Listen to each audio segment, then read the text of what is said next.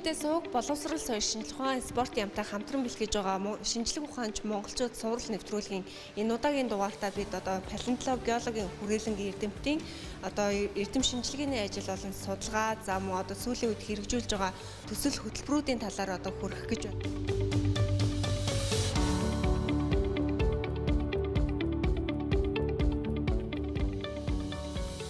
Яг одоо бидний энэ одоо нэвтрүүлгийн хүргэж байгаа заал маань бол хүннү моолын одоо үлэг гөрүүлийн гайхамшиг гэсэн одоо үзэсгэлэн байгаа. Энэ үзэсгэлэнгийн талаар эхлээд хамгийн түрүүнд товч мэдээллийг хүргэе. За энэ үзэсгэлэн 2015 оны 6 сарын 5-нд аль биесээр нээлттэйсэн. За энд бол одоо Монгол орноос олддог 6 нэгч бүлэгт хамаарах 55 төрөл зүйлийн за үлэг гөрүүлийн олдвор цуглуулга, мөн үлэг гөрүүлийн өндөг, за микроорганизмын олдвор цуглуулгад бүрдсэн юм үзэсгэлэн байна. Үзэсгэлэнд байгаа нийт олдвор бол ерөнхийдөө 125 сая жилээс 65 сая жилийг хамаарах олдвор цуглуулгад байгаа. Тэгэхээр энэ олдвор бол үндсэндээ үлэг гөрүүлийн зулцгнууд гэж хэлж болно. За энэ бол эвэрт үлэг гөрүүлийн зулцэг протозератопс гэдэг. За байна. Энэ маш жижигхэн юм байна тийм ээ. Жижигхэн 10 см хүрэх тий. За энэ бол нэг нугсуу шид үлэг гөрүүл гэдэг. Адрозавроид тийм. Тэрний одоо зулцэг бас л одоо маш жижигхэн зулцэг байна.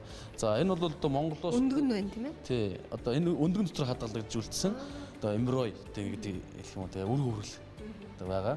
Энүүгээр одоо юуг төлөв илэрхийлж байна вэ гэхээр үлэг гөрүүл энэ одоо нэг Монголоос олддог маш олон төрөл зүйл үлэг гөрүүл өндөг байна. Тэгэхээр энэ бол одоо юу гэдэг үлэг гөрүүл энэ бүр албаасны бүр энэ үлэг гөрүүлийн зулцэг өндөг юм а гэдэг баталсан болдог тийм. Яг энэ одоо харж байгаа бол үлэг гөрүүлийн тулаан гэж байна шүү дээ тийм ээ. Энэ бол одоо дэлхийд одоо ганцхан. За тэгээ бүр Монголоос олдсон 1971 онд Монгол Польшийн хамтарсан экспедиц олоод ноцолдож байгаад хадгалагдсан одоо зууралдаад мөхсөн хоёр үлэг гөрүүл юм. Нэг нь мах идэж шүү дээ, нэг нь өвсөн дэжэлт хоёр үлэг гөрүүл байна. Энэ бол дэлхийд цорын ганц. За энэ чигээр ингээ хадгалагдсан байсан гэсэн үг үү? Тий. Одоо яг энэ бол одоо юу гэдэг энэ фоз энэ хадгалтын өөрчлөлт тафономи юм бол өөрчлөсөн юм байна. Яг боловсруулалт хийгдэл гарч ирсэн. Энэ чигээр. Тий, яг байдал. За үргэлжлүүлээд дээшээ ямар заалга байлаа? За үргэлжлээд одоо Монгол орноос одоо хамгийн түгээмэл одоо хамгийн тэгээд адванс дэвшилтэд үлэг гөрүүлүүд олддог нэмэгтийн цаг үеийн орчин одоо заал руу орж иж байна. Тэгээд бидний одоо энэ өмнө одоо харагдаж байгаа бол хүмүүс бол хараад юу вэ гэдэг их гайхдаг л та. Энэ бол одоо үлэг гөрүүлийн одоо урдах мөч гар одоо хүнээр бол гар. Тэгэхээр мах идэж үлэг гөрүүлийн одоо нэг нь бол Тирзинозаврид, нэг нь Денихерус гэдэг 1965 онд Монгол Польшийн хамтарсан экспедиц. Одоо энэ Денихерус айгүй том юм а тий. Сарууг одоо энэ далан байна, бугалган тий. Тэгээд энэ шууны яс гэж нэрлэдэг. Тэгээд энэ сарвон тэгээс ингээд олдсон байдаг. За энэ Тирзинозаврид гэдэг бас мах идэж үлэг гөрүүлийн урд сарвуу хумсанд бараг 50 см. Оо энэ голынх нь хумс нэлээ урт юм байна шүү дээ тий. Одоо бол энэ бол зөвхөн нөгөө ясан юм шүү дээ тий. Тэгэхээр нөгөө дээр нөгөө эвэрлэг бүрхүүл ингээд огтон яриа гарсан бүр хэдэн ч бүр том юм байна тий. Бараг метр жигээд илчгээд хэлсдэггүй тийм. Өндрөөр энэ одоо хэдийн орчим одоо өндөр тийм үлэг гөрүүл байсан бах уу? За одоо гараараа төсөөлөд үзэхээр одоо энэ гар чинь бараг ингээд бид нар ингээд хажууд нь зогсох бараг 2 метр гарантай шүү дээ. Тэгээд урт нь ингээд 3 метр шүү дээ. Зөвхөн 70 ингээд гар. Тэгэхээр энэ амьтан маань өчнөө том байсан л илэрхийлэл яваад байгаа юм л да. За тийшээ бол маш том одоо үлэг гөрүүлийн олдвор байна. Нилээ одоо 3 метр орчим урттай. За энийг бол мэдээж ард түмэн маань бараг одоо нөгөө Т Батар гэдэг. Тэрээр бол маш сайн мэддэг болсон баг. Гэтэ энэ бол шинжлэх ухааны аль биесны одоо мэрэгжлийн байгууллага. Тэгээ мэрэгжлийн хүмүүс нь олоод тодорхойлсон Тарбазавр Батар Милеев гэдэг төрөл зүйлээ тий байна. Тэгээ энэ бол одоо Монголоос бол яг одоо ингээд хүн үзэх боломжтой тий судалгаа шинжилгээний ажил нь хийгдсэн яг 5 ширхэг байдаг. Тэгээ одоо энэ хүннү моолын үзэсгэлэнд бол яг бүтэн хэлхээтэй 2 ширхгийг харах боломжтой тий. Тэгээ энд бол нөгөө Тарбазаврын маань одоо толгой ясны тий одоо өсөлтийн маягтай тий энэ хэлбэр дүрсийг харуулсан байна л да. Тэгэхээр одоо бидний харж байгаа энэ толгой бол яг одоо энэ хэлхээтэй байгаа үлэг гөрүүлийн маань яг оригинал толгой нь. Олдвор цуглуулга ингээд хүнд үзүүлэх боломжтой юм өндөртөл бол юм нөгөө байрлуулж болдог учраас энэ бол ингээд юуг нь Энд бол яг оригиналын тавиад энд энтэйгээ хэвнэ гэсэн үг. За тэгэхээр манай энэ үзэсгэлэнт маань ер нь одоо өдөртөө хичнээн хэмжээний хүүхэд залуус маань ирж үзэж байна. Ер нь бол жилийн хугацаанд гэж чинь баггүй хугацаа, энэ хугацаанд нийтдээ ер нь хичнээн хэмжээний үйлчлүүлэгчид одоо танилцуулна. Яг энэ үлэг гөрүүлэг сонирхдаг насны тийм бас хязгаарлалт байдаг шиг байлаа. Яг нэг яг хүүхдүүд одоо нэг 3 наснаас 10 насны хооронд тийм хүүхдүүд бол нэг үлэг гөрүүлэг чинь бүр төсөөлөд ингээд кинонд н ороо тэгээд эний чинь цуглуулдаг, барьдаг, тоглолдог ч гэдэм. Тэр ингээд судалгаагаар үзэхэд бол өдөрт 80 орчим хүүхд зөв хүүхдэр тэг үзсэн байдаг. Энд чинь нөгөө бас юу гэдэг дэлхийн одоо юу шүү дээ түүхийг эргэж харж байгаа л нэг хуурхан боломж шүү дээ. Тэгэхээр энэ боломжийг бол ялангуяа их оронд нь тэгээд энэ мэрэгжлийн байгуул, мэрэгжлийн хүмүүсээр нь тайлбарлуулаад тэгээд ингээд үзхийг бол бас хэн болгол хүсэж байгаа шүү дээ. Тэгэхээр бол зуны цагт л бол ер нь одоо юу гэдэг Монголд үйл ажиллагаа явуулж байгаа олон компаниуд хайлж ирлээ. Тэр болгон бүгд л нэг одоо маршрутаар оруулдаг болсон.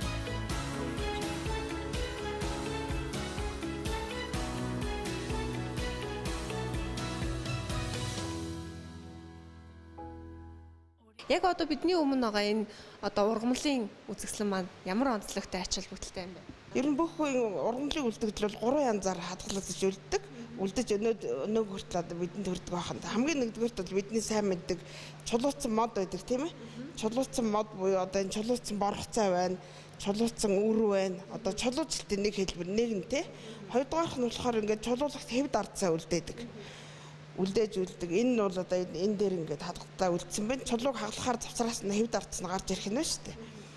Ер нь улс орны стратегийн бодлоготой юугээр их чухал энэ судалгаа чухал юм бэ гэхдээ зэрэг энэ эрт галын ургамал гэдэг маань нүүрс, нефт, занар зэрэг одоо шатхаа шатмалтнууд үүсгэдгээр маш чухал байхгүй. Хэн ингээд гараад ирсэн байна тийм ээ? Ингээд сайн харуул. За энэ дээр муу айдал ингээд ургамлын маань хэн байна? Энэ бас байна. За энэ бол мэдээж нөгөө борхоцоо гэдгсэн тийм ээ? Судал байдаг штэ. Нэг нарийнхан судлууд одоо тэр чи одоо энэ одоогийн ургамалтай л мөн ижлэх штэ. Одоо тэр амьдралын одоо ургамлын амьдралын функцийг те шимт хичээл дамжуулах, иш гихтэл тогтоох мэт өөрийг гүйцэтгэдэг.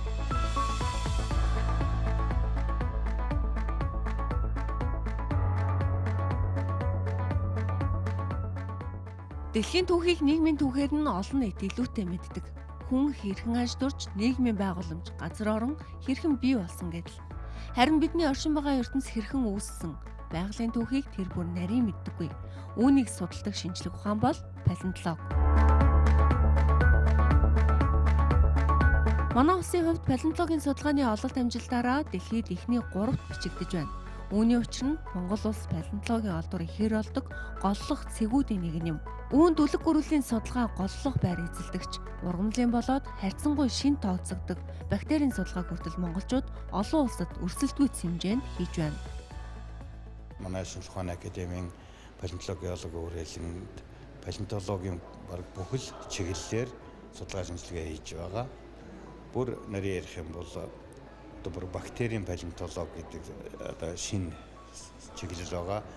Бактерийн палеонтологоос эхлээд нүдэнд үл үзэгдэх бүр бичил эртний амьтан одоо түүний ургамлын үр за тэгээ цаашлах юм бол эрт цагт ургаж байсан ургамлын одоо навч үр тоосонцор за мөн эртний одоо гөрүүл шувуу за хөхтөн амтан за тэгээд үлэг гөрүүлгээд ингээд маш олон төрлөөр олон чиглэлээр бол судалгаа шинжилгээ хийгддэг. За түүнчлэн палеонтологийн нэг онцлог бол нэг геологийн цаг үеэрээ цаг тооллороо бас их өөр байдаг.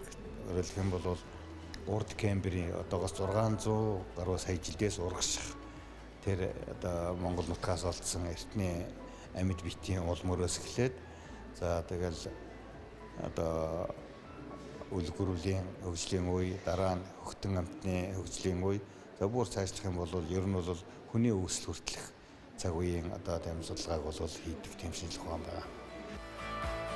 Палеонтологийн шинжлэх ухааны дэргэд харьцангуй шинэ бөгөөд хөрөн мөнгө илүүтэй шаарддаг салбар.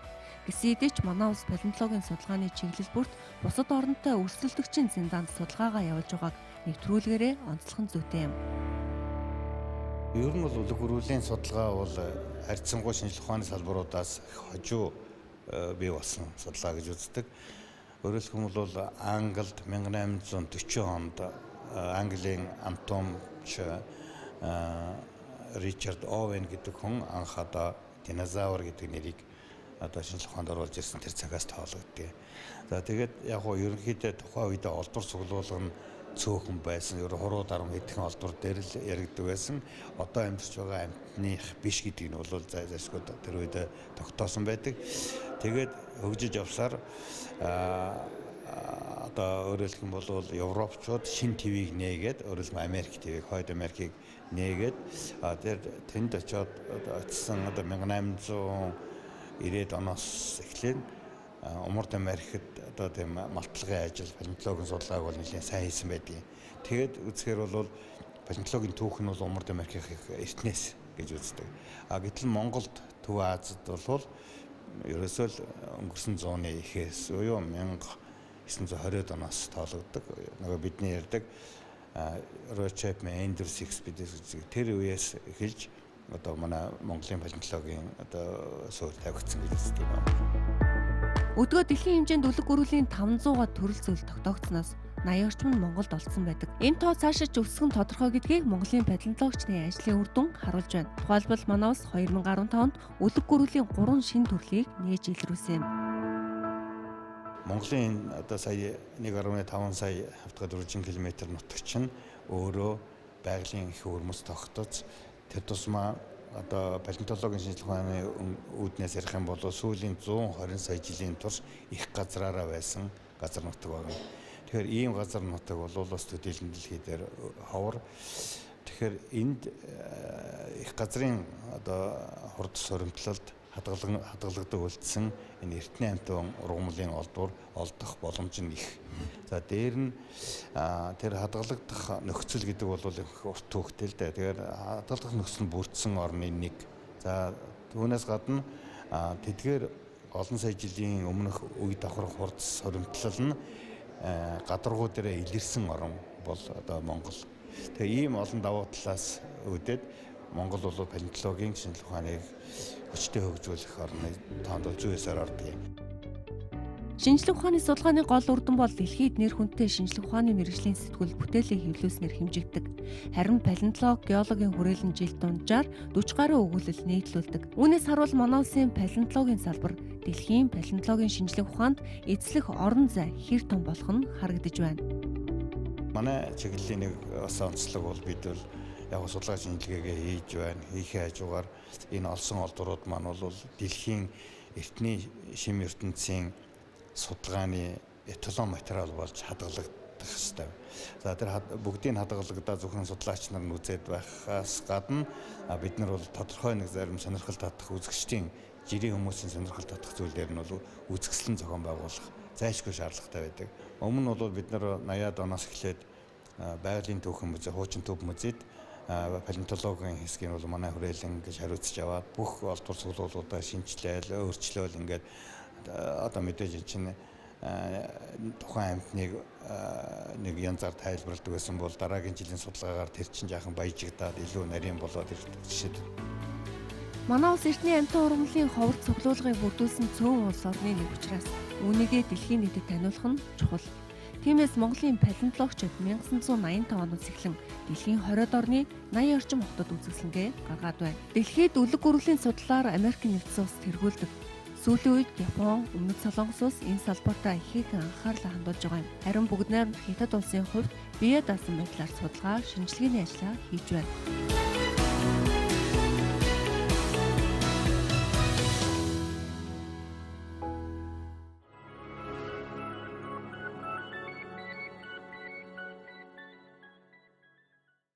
Ер нь Монголын эртний шим ертөнцийн судалгаанд хүн төрөлхтний их сайн мэдэх болсон үлэг гөрүүлийн зэрэгцээ, эртний одоо тэнгис, нуур ус, хуурай газрын амьтан ургамлын одоо олон 10 бүлэг бол багтдаг.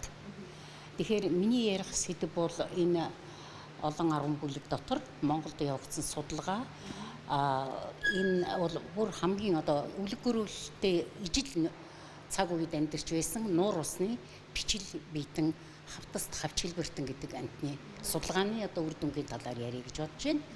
Тэгэхээр Монгол оронд бол энэ амтны судалгаа энэ бол бичил биетэн нуур усны ямар ч нөхцөлд одоо амьдарч хөрөх чадвар сайтай үе олноороо байдагаараа их онцлог. Энэ цэрдийн цаг үеийн хугацаанд одоо энэ амтны ийм цогцлууруудыг тогтоогоод энэ үндсэн дээрээ тэр түрүүний минь хэлсэн харьцуул. Тэгээд энэ бол яг үхээр тухайн одоо үе шат болгонд өөрийн гэсэн онцлогтой, өөрийн гэсэн одоо өвөрмөц шинжүүдийг хадгалж үлдснээр бүр улам наривчлаад одоо хурц давхрыг бол улам наривчилж ангиллахад бол маш их ажил тогтолтой. Одоо энэ асар кодын судалгааны үр дүнд дэлхийн дээр мөрддөг ангиллын асуудал бол одоо 3 төрөл 30 гаруй шинэ үе дээр бол баяжсан байгаа. Энэ нь бол одоо Монголын гарал үүсэлтэй гэсэн дэлхийн нийтийн тэр ангиллалд бол орсон байна. Үлэг гөрвлийн зэрэгцээ нуур ус тэр бүх усны нөхцөлд бол нэлцгай биетэн дун хясаа тийм ээ хавтас хавч хэлбэртэн гэд байсан. Тэгээ энэ онцлоглолдоо энэ дун хясаа бол энэ тэрэгнадид гэдэг анх ер нь бол Монголд тогтоогдсон улмаар Төв Азийн одоо тийм нэн зуршмал бүлэг болсон. Энийг бол бас дэлхийн нийт бүгдээрээ мэдээг энийг судалдаг улсууд тийм ээ. Нэвтрүүлгийн дараагийн хэсгээ бид шинжлэх ухааны академийн харьяа палеонтолог геологийн хүрээлэнгээс бэлтгэлээ. Энд сээр нуруутай амьтдын сэргээн засварлагчаар 30 гаруй жил ажиллаж байгаа утган жаргалтай бид ажил мэргэжлийн талаар ярилцлаа. Өнөөдөр бол би стекозавр гэдэг одоо өвсөн тэжээлтэй өвсөөр хоолдог амьтны хэлхээ ясыг боловсруулалт хийж байна. Баруун баян улаанаас Өвөр хангаан аймгийн Баруун баян улаан Өөш гэдэг газараас алдсан олдворт одоо боловсруулалт хийж байна. Энэ хамгаалтын маягаар боож авчраад газар дээр нь судалгаа явагддаг. Тэгээд энийг авчраад энд боловсруулалт хийгээд одоо эндээс гарч байгаа яс нь бол одоо энэ урд буглагны яс байна. Өвсөөр хоолдог стекозавр гэдэг амтны буглагны яс байна. За энд ингээд нурууны үе байна. За энэ дээр нь болохоор ингээд бас ингээд шөрмөс судсан ингээд хадгалагдсан. Хадгалаад одоо Харагдчихээн тийм ээ энэ дээр. Тий. За энэ ингээ сайн харуул шүмс судсан байна. Тэгээд энийг хамгийн эцсийн вариантаар бүх юмыг боловсруулсны дараа дахиж нарийн боловсруулалт хийгдээд тэгээд мэдрэмжлэгээний судлаачдад очиж судалгааны материал болж байгаа байхгүй юу. Ер нь палеонтологийн олборч нь музей үзмэр гэхээс илүү судалгааны материал болоод судлагдсны дараа л музей үзмэр болж энд яадаг. Лаборатори нэг сайхан танилцуулахгүй юу? Энэ лабораторид бол одоо хээрээс олж ирсэн материалуудыг боловсруулдаг 4-5 хүн байдаг. Манай лабораторийн бол одоо хүчин чадал бол ер нь орчин үеийн хэмжээнд хамгийн юун сүүлийн үеига томлогдсон л. Гаш төнөг төхөөрөмж бол дандаа гаднаас харж байна. Хээрээс авчрахтаа бол ингээд олсон алдуурыг бол ийм маягаар жакет гэдэг энийг боогод авчирт юм ийм гадуур нь цагаан юмар тийм үү? Энд сая миний боловсруулж байсан төрлийн амтны одоо 4 амтны хэлхээ ясаг гэж байж байгаа байхгүй юу? Нарийн харах юм бол. Тэгээд ингээд нэг амт ингээд сүүл явж байна. Мөч явж байна. Энэ хөлийн саргуу. За толгой эсгийн энд.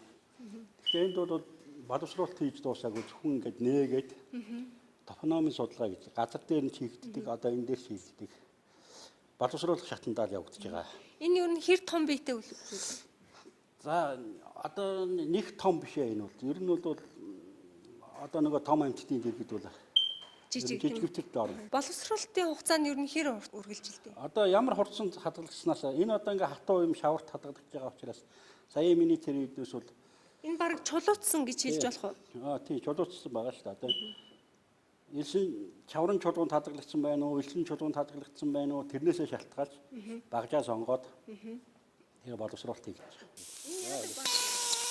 Энэ одоо энэ хатуу юг ингээд зөөлсөн юугаар ингээ яад болсон.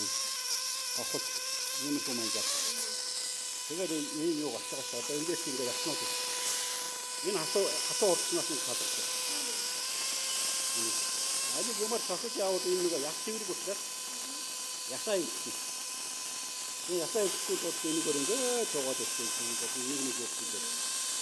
Тэгээд энэ чинь одоо миний энэ чигээр нэг хагас жил хийж байгаа гэж. Зөвхөн энэ ихийг шараанаас. За тэгээ гарсан юмнууд нь тэр вэ. Энэ чинь тэгээд нөгөө яс болохоор чинь зэрэг олон үе нуглаатай. Тэгээд ясны чинь энэ дээр одоо суд шөрмсөн байна уу? Зүгээр энэ за энэ ийм яс байх тэгээд аваа хийчихтэй биш. За ямарваа нэг амтантай одоо хэрвээ яасан бол энэ өвсөр хоолдог амтны шүдмүүд ингээд орон моромч тэр бүхнийг бол энэ дээр уг нь гаргачвал судлаачтай бас цаашаа хэрэгтэй. Тэгэл одоо яг энэ дээр энэ залуу одоо сүүлд 2 жил ажиллаж байгаа залуу гэдэг ихэд одоо энэ тэр ингээд суд шөрмсүүд нь ингээд гараад ирчих. Энэ арцгны яс байгаа. За энэ тэр нэг эгондонт гэдэг шүү дээ. Өвсөр хоолдог бас амтны. Тэгээ энэ бүх юунуудыг ингээд хэлхээ маягаар нь олцсон нь ингээд нэг нэгээр аваад задлаад сүүлд нь ингээд боловсруулалт дуусны дараа огсрох юм уу? Яг энэ нүгээрээ хадгалаатай авч болохгүй юмнуудыг энэ дээр нь. Тий. Тэгээ хүмүүсүүд нөгөө нэг одоо энэ огсарсан байдлаар ойлгоод байдаг байхгүй. Газар дээр ийм байсан авчраад ингээд тавьчихсан юм шиг.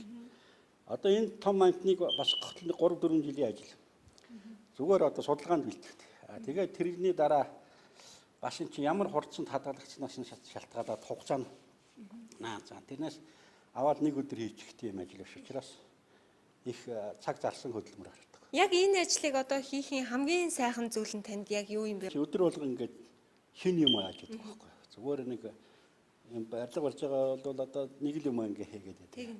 Энд бас ингээд нээлт хийчих магадгүй гэсэн тийм сэтгэл төрнө. Тэгээ сайхан нь болохоор зэрэг бол энэ амтныхаа одоо энд нь юм байх хэрэгтэй гэдэг ингээд мэддэг юугаа боловсруулж байгаа. Бас энийг боловсруулахын тулд бол ясны амтаа мэд хэрэгтэй.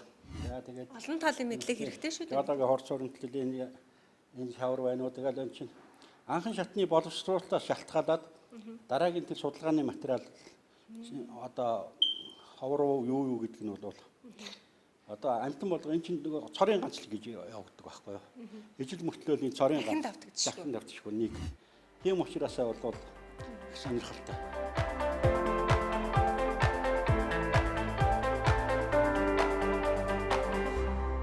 Хээрээс олдсгоо палеонтологийн олдрууд маань өөрөө их хурцтайгаар орлуулж авчирдаг л да. Хээрийн нөхцөл лабораторийн боловсруулалт их боломжгүй үздэг. За тэгээд хээрийн нөхцөлд олж цуглуулсан материалуудаа биднээс дээдлийн тав бүхний саний үздэг боловсруулалтын лабораторид боловсруулалт хийдэг л да. За тэгээд боловсруулалтын ажил маань өөрөө их хугацаа шаардсан. Тэгээд шинжлэх ухааны мэдээллийг хэр бүрэн бүтэн хадгалж өгдөх үү гэдэг нь боловсруулагч хүнээс их шалтгаалдаг. За тэгээд боловсруулагдсан олдрыгоо энд эхлээд ямар препаратаар хизээ боловсруулах төө гэдэг талаар жил болгон графиксэн төлгөө гаргаад төлгөөний дагуу боловсруулалт ажил хийгдэнэ. За хийгдсэн боловсруулалтад хүлээж аваад энэ чинь хувийн дугаар өгөөд соортолж ялгаад өөрт нь байж байгаа хэвээр шинжлэх ухааны мэдээллүүдийг агуулмжийн төвөрт нь агуулад энэ чинь хураан цуглуулдаг. Энэ хайрцагт харагдцгаа бүгдээрээ боловсруулагдсан олдрууд мөн дэлхийд хосгүй өнцөд орох олдрууд маань энд хадгалагддаг. Энэ чинь болохоор үлэг гөрвөл яст мэлхий хөхтөн гэд ангилаад тухай бүрт нь хувийн дугаар өгөөд нэгдсэн бүртгэлд оруулсан мэт. Заримыг нь соёлын үеийн улсын бүртгэл бүртгэгдсэн байна. Соёлын үеийн улсын бүртгэл бүртгэгдсэн 236 олдруу байгаагаас энэ ч бол нийтдээ хадгалагдж байгаа олдруудын маань тоо бол 400 гаруй олдруу байна.